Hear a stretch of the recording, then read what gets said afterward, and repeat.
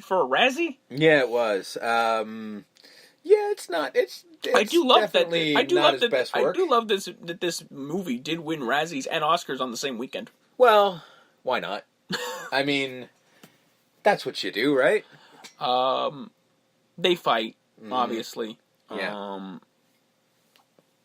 I mean, this is brewing because when she gave him the guitar, because she gives him the guitar. I forgot to mention. Yeah. She gives him the guitar. Yeah. Mentions that she's going to be an Apollonia 6 because Yeah. that's Morris Day's thing, and he just hauls off and just smacks her. Backhands the shit out of her. And then is like immediately apologetic. I'm so sorry, because he realizes, oh shit, I am my father. This is my father. At the same time, I'm looking at Apollonia going, you could whoop his ass. Yeah. Like, Prince is little. You're bigger than him. Fucking beat the shit out of him, would you? Because she could. Just saying. I think this is where that scene happens, where he gets her away from Morris. Yeah. And I'm just like, would you go with that guy if he smacked you like that? This is the chick that jumped into the cold, freezing water naked, and then he fucked off, and she smiled at him. Like, she'll do anything for Prince. Yeah, because then when he gets away from Morris, they eventually fight, and she just takes off. Mm-hmm. He goes home. Dad has a gun. Mm-hmm. A mom is nowhere to be found. Nope. That's not good. That seems like a bad combination. A gunshot is heard, and it turns out that the dad shoots himself in the head. Mm-hmm. Doesn't die. They do save him. Yes. Because it's a suicide attempt. Mm-hmm. Later in the film, he's seen in the hospital. Yes. Kid's obviously torn up about it. Mm-hmm. Starts tearing up the basement. Again, still dancy. Like, not aggressive at all. Still very dancy. Earlier in the film, he speaks to his dad, who's at the piano, because he was a musician, playing a tune. He's just like, is that yours? He's like, of course, it's mine. It's always mine. Yeah. Did you write any of them down? He says, no, they're all up here. Mm-hmm. Turns out that was a lie, because when he's tearing up the basement, he finds a literal treasure trove of his dad's arrangements. Which is weird, because I would have assumed that Purple Rain would have been part of the arrangement, but they'd already established earlier that Wendy and Lisa were supposedly writing it.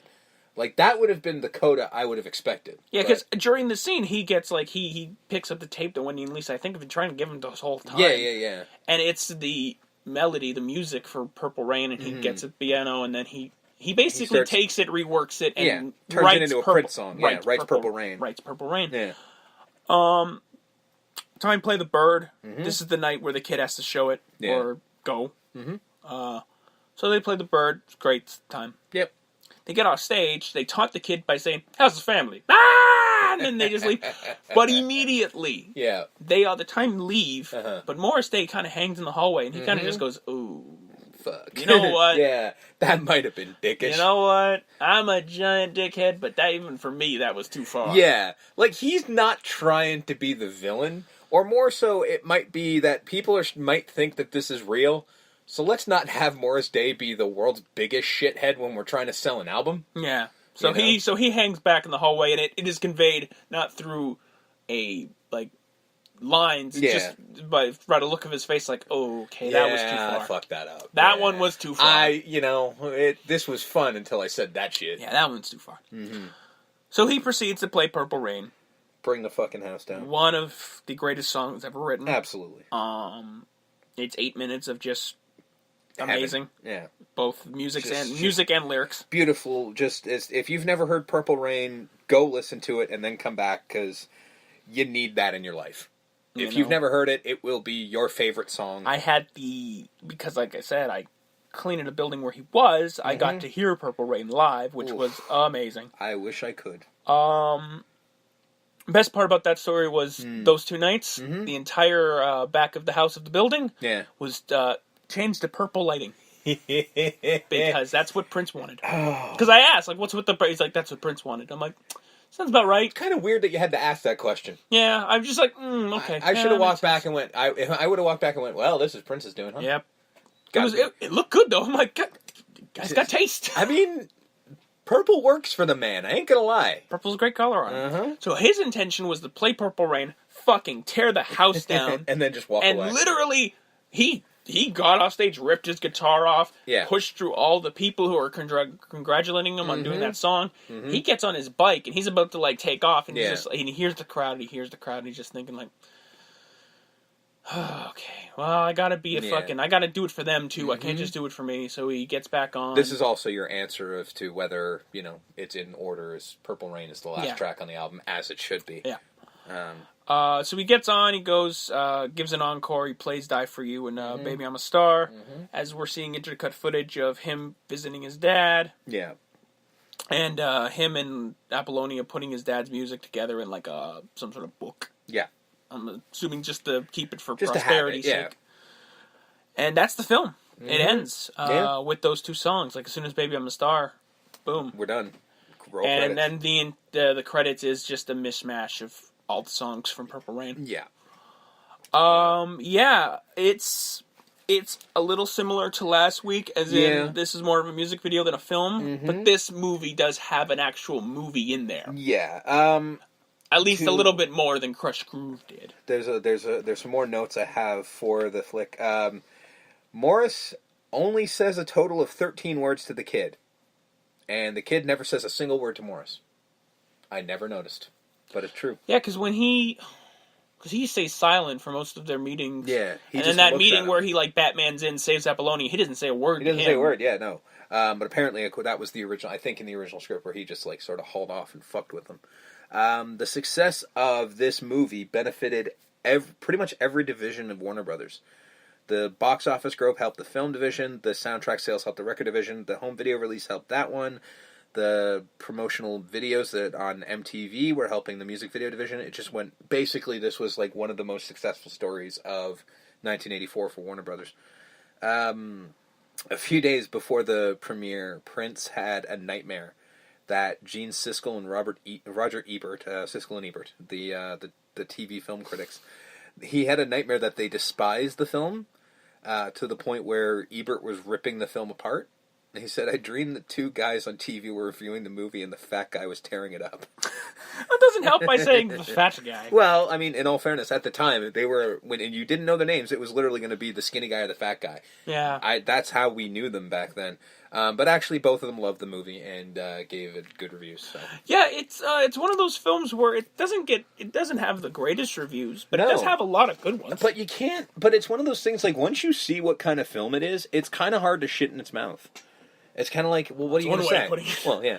But you can't call it a piece of crap because it's it's not. You can't say it's bad. It's just not possible. This is a bad, poorly made film. No. It's not. No. Plus, it's got Prince music in it. Yeah, so it's it's got Purple Rain in it. Yeah, exactly. The album Purple Rain, which again you can make an argument, but a good one. That's his best record. His best record is the soundtrack to this film, and you get to hear all the songs pretty much in their entirety, including things like Purple Rain and Dove's Cry. Yeah, and you get to see what is a mock version of a live performance, which, I mean, his royal badness knows how to entertain a crowd. Yeah. So, you can't hate this movie. It's impossible. As far as MVPs and ratings go, I'm giving it the same rating I gave it last week, a 7. I would agree with that, so I will definitely give it a... 7 purple puppets out of 10. I will give it 7 Who's on First. Yeah. What? And What's. 7 What's. There you go. And I think we have the same MVP. Oh, it is God, a combination performance of Morris Day and Jerome. Yes. Morris Day and Jerome were easily the most entertaining parts of this movie. Every time they were on screen, they were the best thing to watch. They were saying something, seeing that half of that group was drunk the entire time. So, to get an actual performance out of someone who is just slammered is amazing. And then to get a performance like that, that's why it's so over the top, because Morris Day's an over-the-top person when he's sober. Yeah. So when you get him drunk... He's just insufferable in the best possible way. That scene where he goes, where they're gonna be, where Prince saves him, or Prince saves Apollonia. Yeah. He's literally backs up, flashes her, but doesn't because he's got a full suit on. Yeah. And he just, what are you doing? Is that your mating call? Does that work? I would bet it would. Does a girl go, yeah, I want some of that? I mean... Because I don't want to go home to my wife and just, hey, baby, oh! Just look at me and, question why she's spending the rest of my life. You're not Jerome. I'm not Morris Day. You're not Morris Day. I understand. You are not Morris Day. I, sir, am no Morris Day. I definitely don't have the time. But yeah, just the image of that. Like, I want to see that in person. Like, somebody, like, in the club, just... Challenge accepted. It's the noise he makes. I think that's what makes it. Like, yeah, like that, like, squawk, that bird call. So, yeah, easily more to stay in Jerome. Mm-hmm. As far as next week is concerned, we were going back and forth. Yeah, you're making the call right now, because I don't even know what we're doing.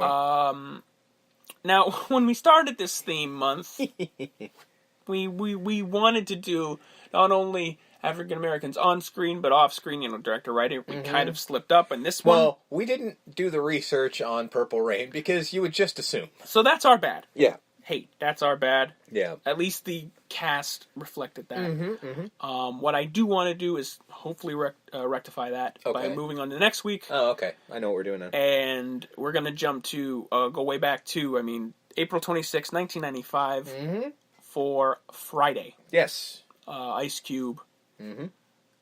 Chris Tucker. Yeah. Would you say comedy? I would say comedy. Oh, God, Classic. Yeah. I would say, yeah. Yeah. Fantastic film. We're leaving the music behind. Kind of. It is starring a musician, but yeah, but he's not. It's not about focused. It's not about his. I think this is a better call, because the next one we were going to do is another movie based on music. So it's like let's break it up a little bit. So our 80s stayed in music. Our 90s are going to be more comedy, genre based, a little bit. So yeah, Friday is our next film. Yes. So join us for that. Yeah. But for this week, you were Steve. You were Justin. And we're way back and gone. Just go listen to Purple Rain.